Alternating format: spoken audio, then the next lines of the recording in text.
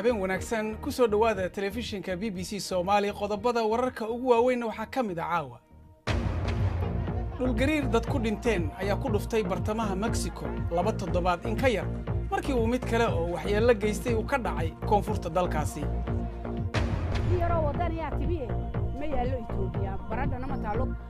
qiimaha qudaarta ayaa qaali noqday gabaabsina ku ah suuqyada magaalada Hargeysa kadib colaadii ka dhacday gobolada Soomaalida iyo Oromada ee Itoobiya. qalabkii military ee ku daxalaystay kadib dagaalkii Angola ka dhacay 2002 ka dhamaaday ayaa hadda dib looga faa'iideysanaya. dhulgariir xoogan ayaa ku dhuftay bartamaha Mexico iyadoo halkaasi ilaa iyo hadda inta la og yahay ay ku dhinteen 200 qof. carruur ka badan 20 ayaa ku dhimatay iyadoo 30 la la'yahay kadib markii uu iskuul ku soo dumay. madaxweynaha waddankaasi Enrique Pena Nieto ayaa sheegay in dhulgariirkan lagu qiyaasay 7.1 rektar cabirka dhulgariirka una dhibaato ka geystay wadamada dariska la ah Mexico. Cabdiraxmaan Bidhaan ayaa ka waramaya.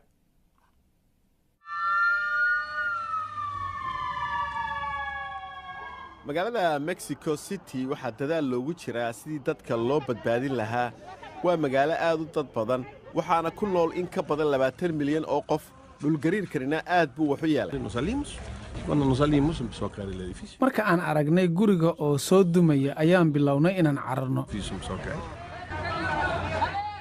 caasimadda oo qura 10 dhismo ay ka mid yihiin iskuulo iyo xafiisyo ayaa ku burburay. carruur iskuul dhiganaysa ayaa ku jira iyaguna dadka dhintay. madaxweyne Enrique Pena Nieto ayaa sheegay in xaaladdu ay tahay buu mid masiibo qarana. dhulgariirkan weyn ayaa dhacay wakhtigii xilliqadaha taasi oo dadka cabsi gelisay isla markaasina ay noqdeen qaar dhan walba u yaacay. dab ayaa ka kacay meelaha qaar iyadoo dadkana looga digay inay sigaar cabbaan waayo dhuumihii gaasta ayaa jajabay. shaariciyada magaalada waxaa laga furay cusbitaal degdega oo dadka lagu daweynayo. waxaannu u baahannahay dawo, faashado, hadhko, bustayaal, cunto iyo gargaar caafimaad. waxaa muuqata in burburku aanu ku koobnayn caasimadda Mexico City oo qudha. xudunta dhulgariirka ayaa ahayd meel magaalada u jirta 100 kilomitir oo ku taalla koonfurta bari ee gobolka Puebla. alaaramka dhulgariirka sheega ayaa qayliyey laakiin dadku waxay u qaateen mid tijaabo ah oo lagu xusayo dhulgariirkii halkaasi hore uga dhacay 1985. iminka wixii ka dambeeya haddaba 19 Sebtembar caasimadda Mexico waxaa laga xusi doonaa 2 dhulgariir oo isku waqti dhacay. colaadda dhex martay Soomaalida iyo Oromada waddanka Itoobiya ayaa saameyn ku yeelatay qudaartii la keeni jiray magaalada Hargeysa taasi oo keentay in laga waayo suuqyada inkastoo ay jiraan qudaar aan badnayn oo beeralayda gudaha keenaan. waxaana sare u kacay qiimaha noocyada kala duwan. wariyaha BBC-da Hargeysa Sidiiq Maxamed Burmad ayaa booqday suuqa qudaarta oo warbixintan inooga soo diray.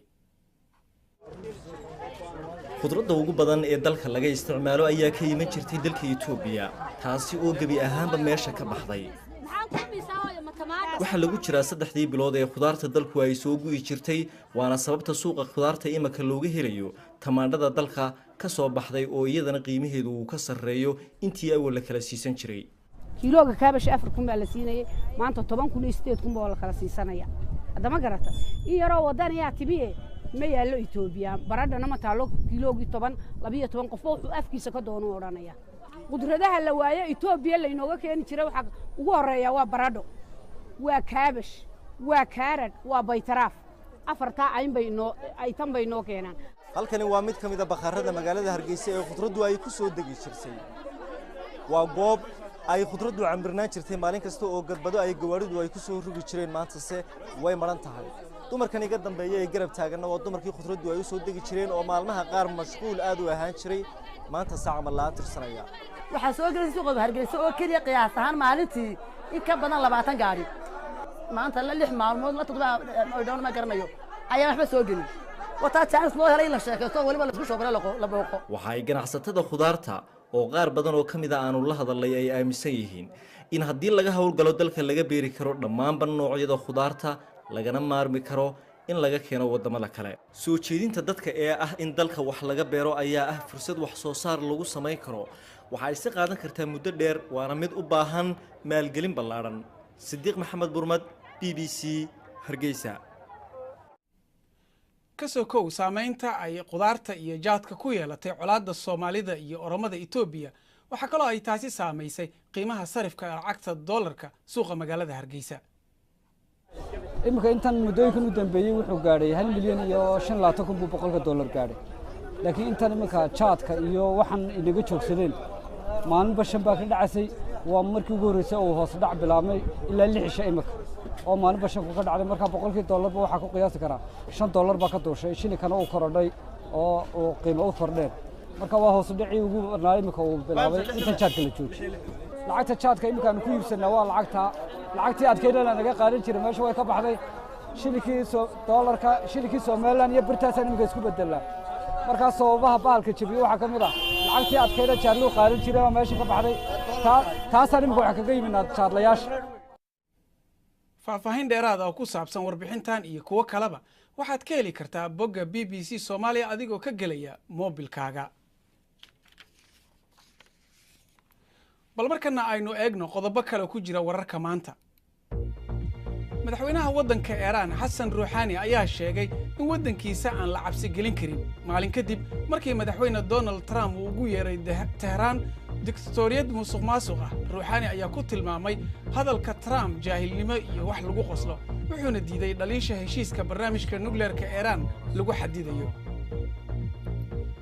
maxkamadda sare ee Kenya ayaa sheegtay in guddiga doorashooyinka ay iska dhagatireen codsiyada inay sharaxaan doldoleeladii horseeday in natiijada doorashada madaxtinimada la joojiyo iyagoo sharaxayay sababta ay maxkamadda u amartay in dib loogu noqdo doorashada ay ku sheegeen inaysan mas'uuliyiinta daahfurnaan samaynin taasi oo muujinaysa sheegashada in kombiyuutarada codaynta la jabsaday ay run tahay dibadbaxyo ayaa ka dhacay dibadda maxkamadda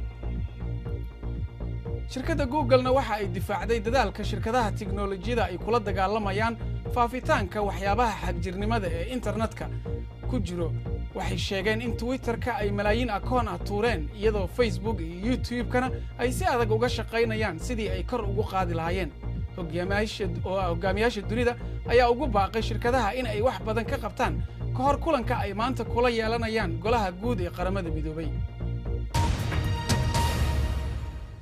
qaybo badan oo dunida dacaladeeda ah waxa la gaaray waqtiga dugsiyada lagu laaban jiray hogaamiyaasha adduunka ayaa maanta golaha wakiilada ee qaramada midoobay ku falanqayn doona waxbarashada carruurta hay'adda UNICEF ayaa sheegtay in ay Nigeria ku nool yihiin carruurta ugu badan adduunka ee aan dugsi dhigan Sohayba Maxamed Badqas ayaa ka waramaysa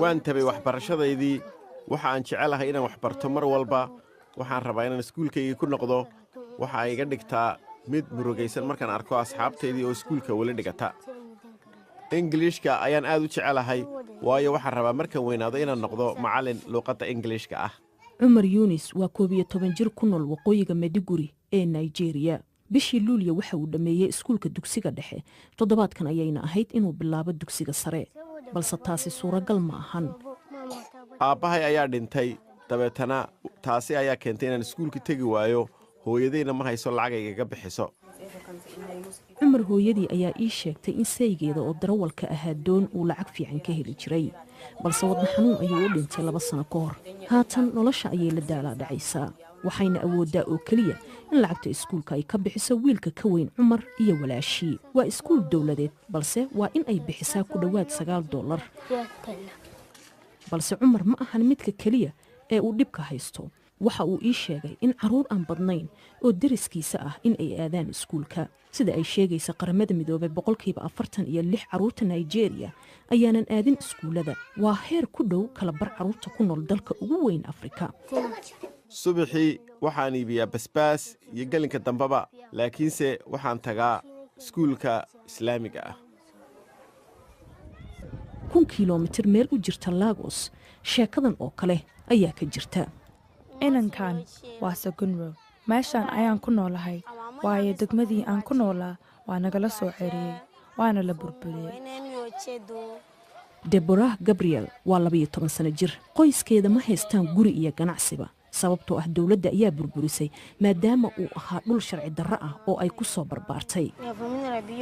dugsigii aan dhigan jiray waan ka baxay markii gurigayga la dumiyey waxaa ku dhex gubtay dhammaan buugaagteedii. haatan waxay ku iibisaa moos xaafad walba balse wax weyn ayay qorshaynaysaa. lacag aan iskuulka ku aadno ma jirto. wax badan ayaa jiro oo bulshada dhexdeeda aan lagu xalin karin oo u baahan maxkamad. sidaa daraaddeed waxaan rabaa inaan noqdo gaaryaqaan. ma jecli inaan maalin dhan guriga joogo marka haddaan iskuulkayga ku noqon karo aad ayaan u farxi lahaa. markana cayaaraha ciyaartooyga Messi ayay goolashiisu gaareen 313 sano oo la joogay Barcelona. guushan ayaa timid markii uu 4 gool dhaliyay ciyaartii Barcelona ay 6-0 kaga badisay Eibar. Barcelona weli lagama badin tartanka La Ligaha ee xilli ciyaareedkan. League Cup-ka Englandna Leicester ayaa 2-0 kaga badisay Liverpool. Sanjay Okazaki oo bedel ku yimid ayaa qaybtii dambe dhaliyay gool. Liverpool ayaa iska lumisay dhowr fursadood oo maamule Kloppna uu ku tilmaamay in ay ahaayeen fursado ay aad u jilcanayd inay wax ku dhalin kareen.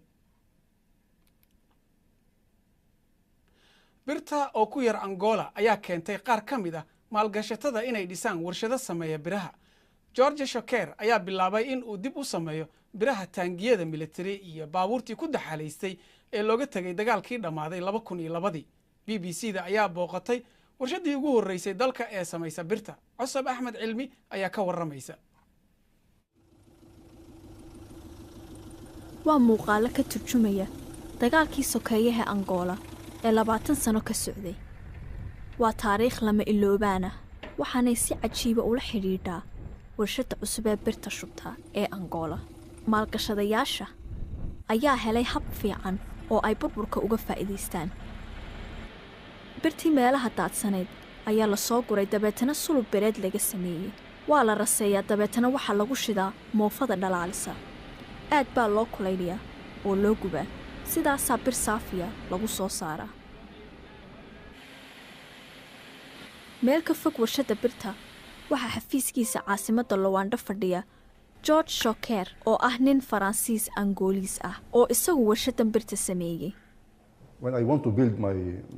markii aan dhisay 1997 warshadaydii labaad ee birta shubta waxay ahayd inaan birta dibadda ka keeno. dabeetana birtii baa qaaliyowday oo cirka isku shareertay adduunka. markaa waxay ahayd suuquna uu noo fiicnaa laakiinse dee Angola khayraad badan yaalla. markaa waxaan nidhi war halkanba hadday birti taallo maxaa waynu bir kale uga soo iibsananaa adduunka. waxay ahayd fikirkiisa in birta garaa'idka Angola lagu sameeyo oo laga iibiyo shirkadaha dhismaha. dagaalkii kadib dalku aad buu u dhismay. markaa garaa'id badan ayaa loo baahnaa. laakiin imika xaaladdu way adkaatay kadib hoos u dhici qiimaha shidaalka. taasi oo su'aal ka keenaysa bal sida dhaqaalaha loo kala duwi karo. ma awoodno inaan dhaqaalaheenna fidinno. waa inaan u furnaa maalgelinta shisheeye maxaa yeelay ma haysanno hanti farsamo iyo dadkii fidin lahaa dhaqaalaha. inaan saliiddeenna ku tiirsanaanno ma ahan dhibaato ee waxa sababay tartan la'aan ka jirta dhaqaalaheenna.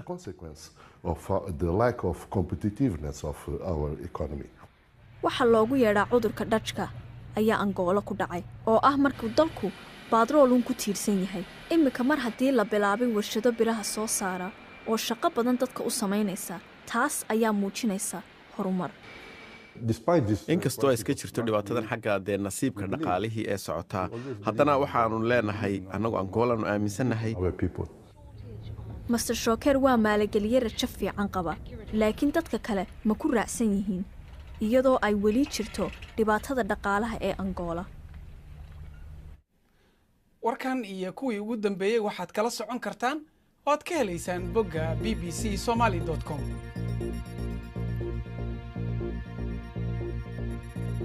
intaas ayaan ku soo gabagabaynaynaa barnaamijkeenna caawa. waad ku mahadsantihiin daawashadiina. intaan kulmayno waxaan idinkaga tegaynaa sidaa iyo nabadgelyo.